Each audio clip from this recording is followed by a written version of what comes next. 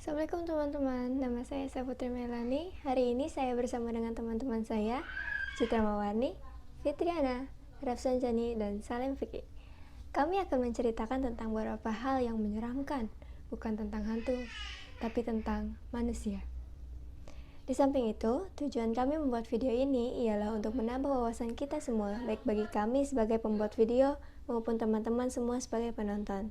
Juga sebagai syarat untuk memenuhi tugas besar PPKN dari dosen pengampu mata kuliah Bapak Wahyudin Fitriana, SPD MPD. Dalam video kali ini, kami akan mengangkat tema yang menyeramkan, bukan tentang hantu, tapi tentang manusia. Di samping itu, tujuan kami membuat video ini adalah untuk menambah wawasan kita semua, baik bagi kami sebagai pembuat video maupun untuk teman-teman semua sebagai penonton. Juga sebagai syarat memenuhi tugas besar mata kuliah PPKN dari dosen pengampu mata kuliah Bapak Wahyudin Fitriana, SPD MPD. Topik pembahasan kita hari ini adalah tentang HAM atau Hak Asasi Manusia. Mungkin teman-teman semua sudah sering mendengar kata tersebut, bukan? Apa sih HAM itu? Dalam literasi yang kami baca, HAM merupakan konsep hukum dan normatif yang menyatakan bahwa setiap manusia memiliki hak yang melekat pada dirinya, dan hak asasi manusia berlaku kepada siapapun, kapanpun, dan dimanapun. Berikut kami telah mengutip beberapa pendapat ahli soal definisi dari HAM. Yang pertama ada dari John Locke. John Locke mengungkapkan bahwa HAM adalah hak yang langsung diberikan Tuhan kepada manusia sebagai hak yang dikodrati. Oleh sebab itu, tidak ada kekuatan di dunia ini yang bisa mencabutnya. HAM memiliki sifat mendasar dan suci. Yang kedua, ada dari Jan Matterson. Pengertian HAM menurut Jan Matterson adalah hak-hak yang ada pada setiap manusia yang tanpanya manusia mustahil hidup sebagai manusia. Yang ketiga, ada dari Miriam Budiarjo. Menurutnya, HAM adalah hak yang dimiliki setiap orang sejak lahir di dunia. Hak itu sifatnya universal karena hak dimiliki tanpa adanya perbedaan, baik ras, gender, budaya, suku maupun agama. Yang keempat, ada dari Profesor Kuncoro Purbopranoto. Menurut beliau, HAM adalah suatu hak yang bersifat mendasar, hak yang dimiliki manusia sesuai dengan kodratnya, yang pada dasarnya tidak bisa dipisahkan sehingga bersifat suci. Kemudian, ada pula pengertian HAM menurut Undang-Undang Nomor 39 Tahun 1999. Tercatat bahwa hak asasi manusia atau HAM adalah hak yang melekat pada diri manusia sebagai makhluk ciptaan Tuhan yang Maha Esa. Hak tersebut merupakan anugerah yang wajib dilindungi dan dihargai oleh setiap manusia. Meskipun HAM adalah hak yang wajib dilindungi dan dihargai, namun tetap saja masih ada orang-orang yang melanggar ketetapan tersebut. Mereka membunuh, menganiaya, bahkan membantai manusia lain tanpa adanya empati. Dalam pemahaman kami, kasus pelanggaran HAM itu terbagi menjadi dua jenis, yaitu pelanggaran HAM ringan dan pelanggaran HAM berat. Kasus HAM ringan yang sering terjadi di lingkungan kita sendiri adalah contohnya memaksakan kehendak kepada orang lain, memaksa orang lain untuk sependapat, melarang orang lain untuk beribadah sesuai keyakinannya, dan juga melarang orang lain untuk berpendapat, padahal setiap orang berhak untuk bersuara. Lainnya, ada kasus pelanggaran HAM berat. Pelanggaran ini banyak terjadi di seluruh penjuru dunia, dan bahkan mungkin kita sering mendengarnya dari berita-berita di web atau televisi. Contohnya seperti pembunuhan, ini yang paling banyak terjadi. Dengan berbagai alasan dan latar belakang, bahkan meskipun berdasarkan ketidaksengajaan, pembunuhan tetaplah pembunuhan, bukan? Lalu, ada pemusnahan, pembantaian atau genosida. Ini mutlak merupakan pelanggaran HAM berat. Manusia yang melakukannya mungkin sudah kehilangan hati nurani. Ada lagi penganiayaan, dan banyak hal kecil lainnya yang sangat-sangat layak untuk diberikan sanksi hukum seberat-beratnya. Banyak pasal yang mengatur tentang HAM, salah satunya pada Undang-Undang Dasar 1945 pasal 28A sampai 28C yang menjelaskan apa saja hak-hak kita sebagai manusia, dan pasal tersebut juga melindungi kita secara hukum dari segala bentuk perampasan hak hidup yang mungkin terjadi. Salah satu kasus pelanggaran HAM yang akan kami bahas adalah tentang pembunuhan-pembunuhan keji yang terjadi di Indonesia. Tentu saja ada begitu banyak kasus yang menyinggung tentang pelanggaran HAM. Namun untuk kali ini, kami akan membahas sedikit tentang kasus-kasus yang sempat menggemparkan Indonesia dalam beberapa tahun terakhir. Berikut kasus-kasus yang telah kami rangkum. Selanjutnya adalah contoh kasus dari pelanggaran HAM, yaitu kasus Jessica Mirna. Pada tanggal 6 Januari 2016, Wayan Mirna Salihin yang berusia 27 tahun meninggal dunia setelah meminum es kopi Vietnam di Olivier Cafe di Indonesia, Jakarta. Pada saat kejadian, Mirna diketahui sedang berkumpul dengan dua temannya, yaitu Hani dan Jessica Kumala Wongso. Menurut hasil otopsi dari pihak kepolisian, ditemukan adanya pendarahan pada lambung Mirna dikarenakan adanya zat yang bersifat korosif masuk dan merusak mukosa lambung, yang kemudian diketahui bahwa zat yang bersifat korosif tersebut berasal dari asam sianida. Sianida itu juga diketahui oleh pusat lab forensik Polri pada sampel kopi yang Mirna minum. Siapa sih itu Jessica? Jessica merupakan sahabat dari Mirna sejak mereka kuliah di Billy Blue College of Design, Sydney, Australia. Setelah mereka lulus, Mirna kembali ke Indonesia dan Jessica menetap di Australia. Pada tanggal 5 Desember 2015, Jessica pulang ke Indonesia untuk mencari pekerjaan. Pada saat itu, ia memutuskan untuk menjalin komunikasi kembali dengan Hani dan Mirna dan sepakat untuk menentukan bertemu. Pertemuan pertama Jessica dan Mirna terjadi pada tanggal 12 Desember 2015. Saat itu, Mirna mengajak suaminya untuk bertemu dengan Mirna di sebuah restoran. Pertemuan pertama tersebut berlanjut pada pertemuan kedua yang berada di restoran Olivier tersebut.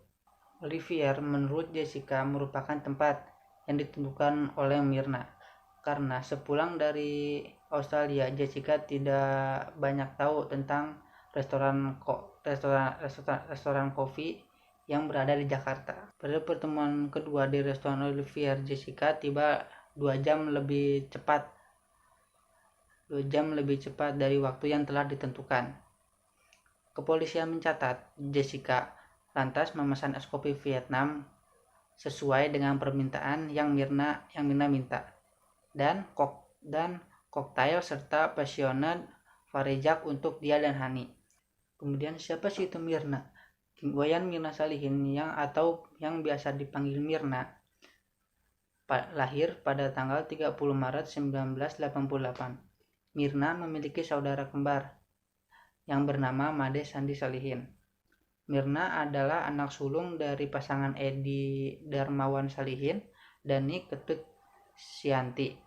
Diketahui bahwa ia merupakan lulusan dari Billy Blue College of Design, Sydney, Australia bersama dengan Jessica. Mirna menikah dengan Arif Sumarko pada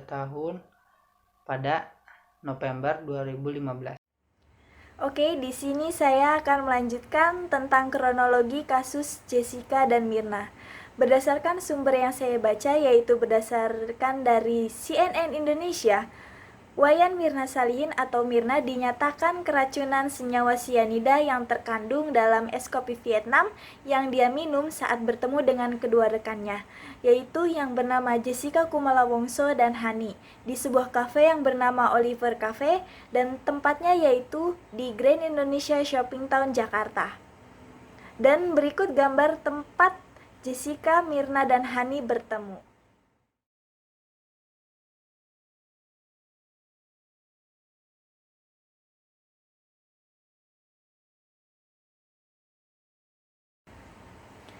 Nah, berdasarkan sumber yang masih sama, hasil rekaman CCTV pada kafe tersebut diketahui bahwa Jessica telah datang terlebih dahulu dan Jessica telah memesan minuman terlebih dahulu untuk kedua rekannya yaitu Hani dan Mirna.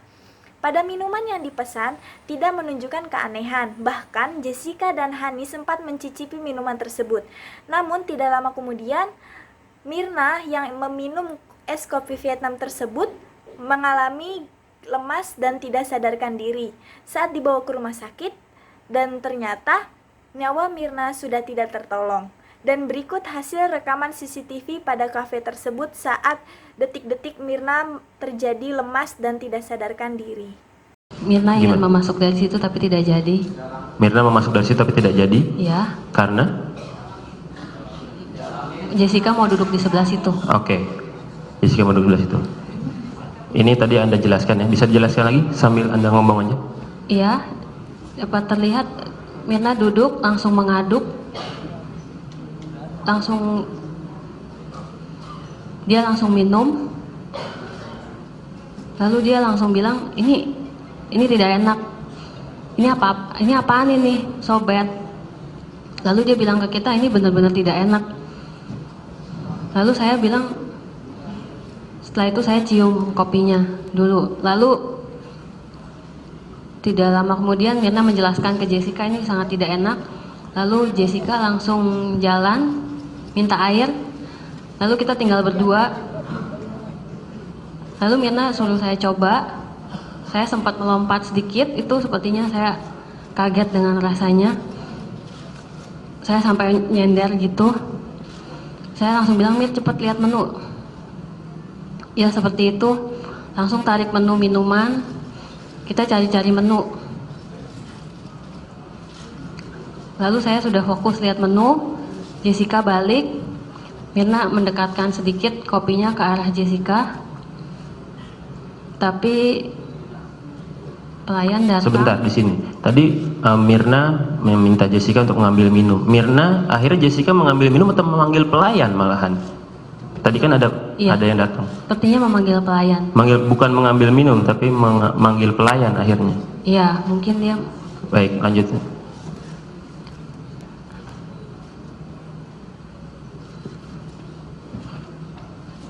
Ini masih mengibas-ngibas? Iya, dia tidak menyodori. Jessica tidak menciumnya apa tidak? Keras suaranya. Iya, Mirna masih ngomong sama saya, masih menyender sedikit. Dia masih bilang gak enak, tapi saya tidak terlalu memperhatikan karena saya fokus lihat menu. Terus tiba-tiba ini apa? Tiba-tiba dia menyender, langsung sudah tidak sadarkan diri. Coba kembali ke kamera yang.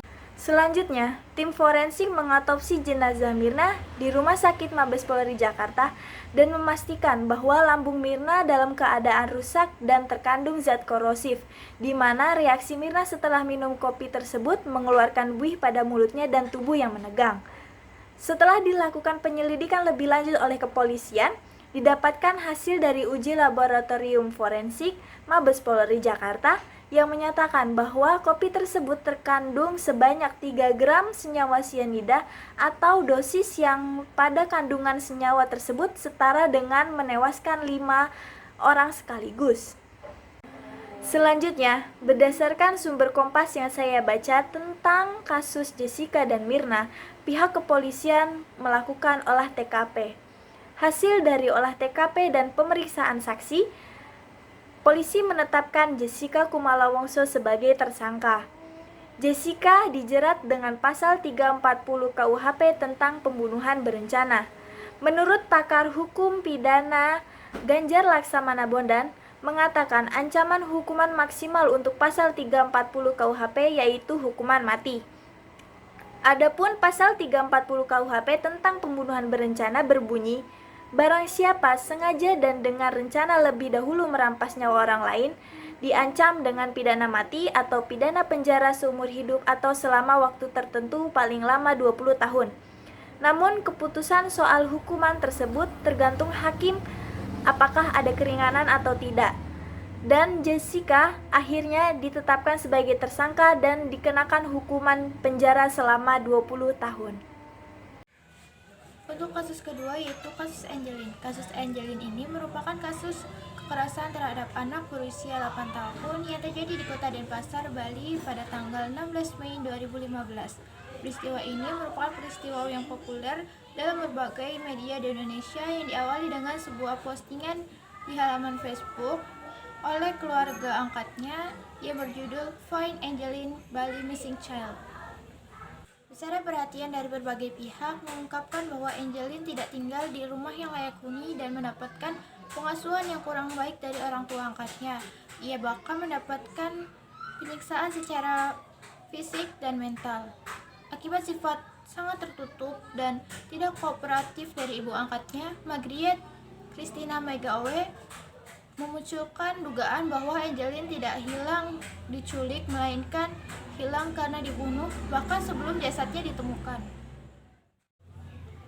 Jasad Angelin kemudian ditemukan di halaman belakang rumahnya di Jalan Sedap Malam dan Pasar Bali pada hari Rabu 10 Juni 2015 dalam keadaan membusuk tertutup sampah dan di bawah pohon pisang. Setelah menemukan jasad Angelin tersebut, kepolisian Resor Kota Denpasar mengadakan pemeriksaan terhadap 7 orang.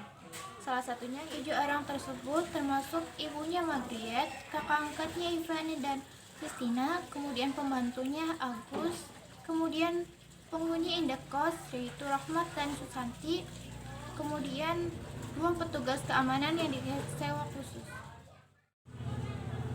Dari pemeriksaan awal, polisi menetapkan Aguste sebagai tersangka pembunuhan Angelin karena telah mengakui membunuh dan memerkosa Angelin pada tanggal 16 Mei 2015, tepat pada hari hilangnya anak tersebut, dan menguburkannya di halaman belakang rumah majikannya tersebut. Pada tanggal 15 Juni 2015, kepolisian Mapolda Bali menetapkan ibu angkatnya Margaret sebagai tersangka karena penelantaran anak dan menempatkannya di tahanan Mapolda Bali. Kemudian mengenai pengadilan, pada tanggal 28 Juni 2015, Margaret ditetapkan sebagai tersangka dalam kasus pembunuhan berdasarkan 3 alat bukti, yaitu pengakuan Agus, bukti-bukti kedokteran forensik, dan hasil olah TKP. Di Denpasar, Inapis Indonesian Automatic Fingerprint Identification System, Polda Bali, dengan bantuan Inapis, Mabes Polri. Dari bukti-bukti tersebut, Margaret diduga menjadi otak pembunuhan, sedangkan Agus hanya membantu menguburkan jasad Angelin. Namun tim pengacara tersangka, Margaret mempermasalahkan penetapan tersangka terkait kasus pembunuhan Angelin dan berikut merupakan foto sidang perdana kasus pembunuhan Angelin digelar pada tanggal 22 Oktober 2015. Pada sidang tersebut, jaksa menyebutkan jika Margaret menyuruh Aguste untuk menguburkan jasad Angelin dalam iming-iming uang. Dalam persidangan tersebut mengungkapkan bahwa tanggal 16 Mei 2015, Margaret memukuli Angelin berkali-kali pada bagian wajah dengan tangan kosong hingga hidung dan telinga Angelin mengeluarkan darah. Pembunuhan Angelin kemudian direncanakan dengan maksud untuk menghilangkan jejak. Sementara dalam persidangan tersebut, Margaret menolak tuduhan jaksa menyatakan bahwa dirinya lah yang telah membunuh Angelin. Margaret menyatakan bahwa dirinya menyayangi Angelin sebagai layaknya anaknya. Atas kasus ini, jaksa penuntut umum menuntut Agus dengan vonis 12 tahun penjara dan denda sekitar 1 miliar rupiah pada Selasa 2 Februari 2016. Aguste tidak didakwa sebagai pembunuh Angelin, namun melakukan pembiaran yang menyebabkan meninggalnya Angelin. Dari hasil 2 hari berselang, Margaret dituntut dengan penjara seumur hidup. Baik Margaret dan Aguste mengajukan banding atau vonis majelis hakim PN Denpasar. Dalam memori banding, Margaret menyatakan dalam video bahwa Aguste merupakan pelaku pembunuhan Angelin yang sebenarnya. Namun demikian, pada Mei 2016, Hakim PT Bali menguatkan vonis yang dijatuhkan oleh PN Denpasar kembali tidak puas atas vonis hakim. Keduanya mengajukan kasus ke Mahkamah Agung. Namun demikian, vonis tetap tidak berubah setelah mengajukan kasus ke Mahkamah Agung. Namun demikian, putusan sebelumnya diperkuat pada Februari 2017. Kesimpulannya, kasus-kasus yang telah kami paparkan sebelumnya merupakan bentuk pelanggaran HAM berat. Perbuatan pembunuhan merupakan perbuatan yang dilakukan sengaja menghilangkan nyawa orang. Pasal dasar pembunuhan adalah pasal 388 KUHP yang kemudian ditambah unsur direncanakan Terlebih dahulu dalam pasal 340 KUHP. Pembunuhan yang merupakan istilah yang umum digunakan dalam hukum pidana untuk mendeskripsikan tindak pidana kejahatan di mana tersangka atau terdakwa menyebabkan kematian pada orang lain. Karena besarnya dampak negatif pembunuhan, maka tidak mengherankan bila tindak pembunuhan tersebut secara tegas dilarang oleh hukum positif yang sangat berat. Bahkan, terhadap pembunuhan berencana oleh ketentuan pasal 340 KUHP, pelaku diancam dengan hukuman mati.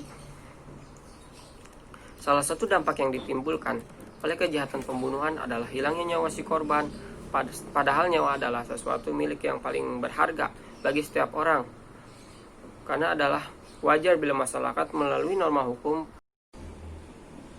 melindungi nyawa setiap warganya dari segala upaya pelanggaran oleh orang lain dengan memberi ancaman hukum yang sangat berat kepada pelaku pembunuhan.